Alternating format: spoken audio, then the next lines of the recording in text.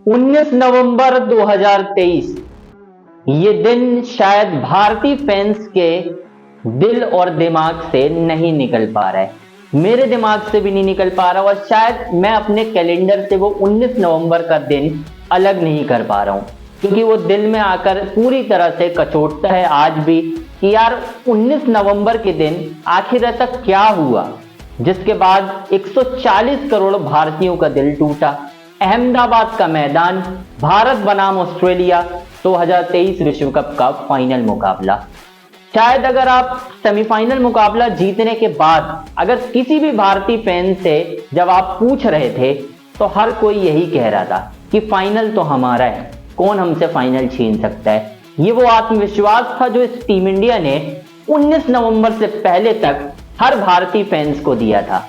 या 19 नवंबर से पहले क्यों, मैं तो ये भी कहूंगा कि जब तक फाइनल शुरू हो गया था और रोहित शर्मा की वो ब्लिस्टरिंग नॉक आ गई थी, तब तक भी हर किसी को यही यकीन था कि फाइनल तो हमारा ही है, हमसे छीनेगा कौन। क्या ऑस्ट्रेलिया हरा पाएगा? हमने तो इस ऑस्ट्रेलिया को लीग मैच में हराया था। ठीक है, वहां ऑस्ट्रेलिया ने फाइट की थी, लेकिन जिस तरीके से बल्लेबाजी की थी विराट कोहली, केएल राहुल ने, हमें वो कॉन्फिडेंस मिल रहा था कि यार या तो विराट या रोहित या केएल या श्रेयस अय्यर। लेकिन उस दिन ऐसा क्या हुआ, सारी स्टोरी आपको तफसील से बताऊंगा कि आखिर हुआ क्या था और कैसे कौन से मूवमेंट ने 140 करोड़ भारतीयों का दिल तोड़ा और आखिर उस फाइनल की हार का गुनहगार कौन था। बातें बहुत सारी हैं, पॉइंट बाय पॉइंट बताऊंगा आपको। सबसे पहले फाइनल से ठीक एक दिन पहले क्या होता है। ऑस्ट्रेलिया के कप्तान पैट कमिंस प्रेस कॉन्फ्रेंस में आते हैं। पैट कमिंस कहते हैं कि इससे बेहतरीन मूवमेंट कोई नहीं होगा कि हम यहां पर जितना भी क्राउड आना है, यानी 1 लाख से ऊपर का जो क्राउड है उसे साइलेंट कर दे। इससे प्लेजिंग मूवमेंट कोई होगा नहीं, और वही किया उन्होंने साइलेंट कर दिया अहमदाबाद की 1 लाख से ऊपर की क्राउड को। यार मतलब मेरी तो बहुत सारे लोगों से बात हुई उस फाइनल को लेकर, जो वहां पर मौजूद भी थे। उन्होंने भी कहा कि यार बातें तो यही हो रही थी कि हमें बस आना है, ट्रॉफी को उठाना है और लेकर जाना है। हालांकि रहती तो यहीं पर ट्रॉफी, लेकिन यार कहते हैं ना कि भाई जब आपके हाथ में नहीं है, जो चीज नहीं लिखी वो नहीं हो सकती। क्योंकि वो एक आप कह सकते हैं एक लाइन भी है कि भाई मैंने तो बड़े बड़े सिकंदरों को भी खाली हाथ जाते हुए देखा है, और वही हुआ था। विराट कोहली हाथ में छोटी सी ट्रॉफी तो थी, रन तो 765 थे, एक टूर्नामेंट में शायद सबसे ज्यादा रन थे, लेकिन अगर कुछ हाथ में नहीं था तो वो वर्ल्ड कप की ट्रॉफी नहीं थी। वो पैट कमिंस के हाथों में थी, वो ट्रेविस हेड के हाथों में थी, वो मिचेल स्टार्क के हाथों में थी, वो ग्लेन मैक्सवेल के हाथों में थी। आपके हाथ कुछ नहीं था।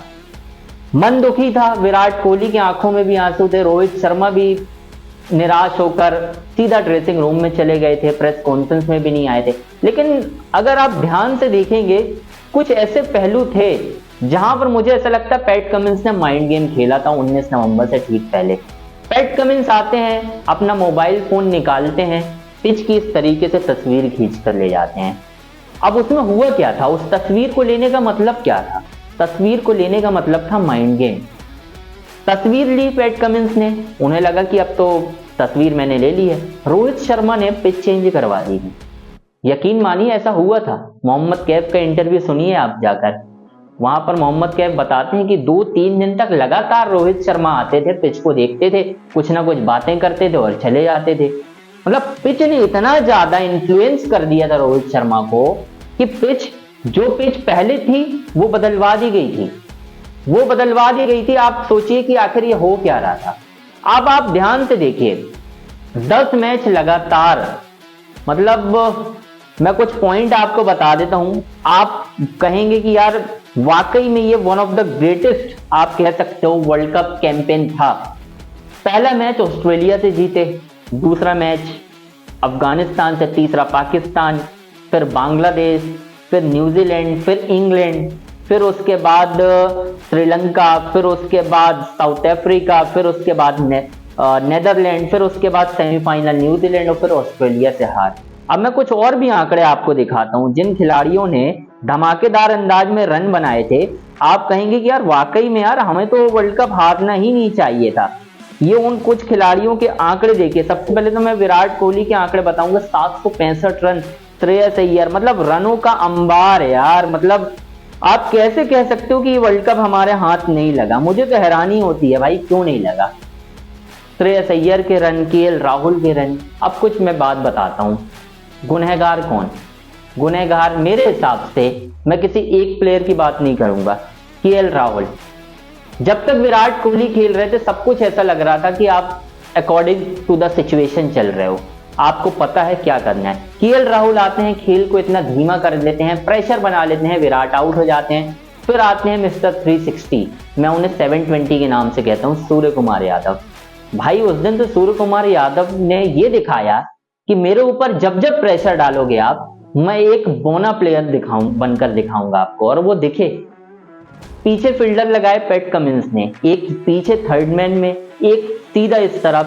सूर्य कुमार यादव बस ये करे जा रहे थे और रन नहीं बन रहे थे। केएल राहुल, कुलदीप यादव की बड़े मैचेस में कोई परफॉर्मेंस नहीं है। गुनहगार तो बहुत थे यार।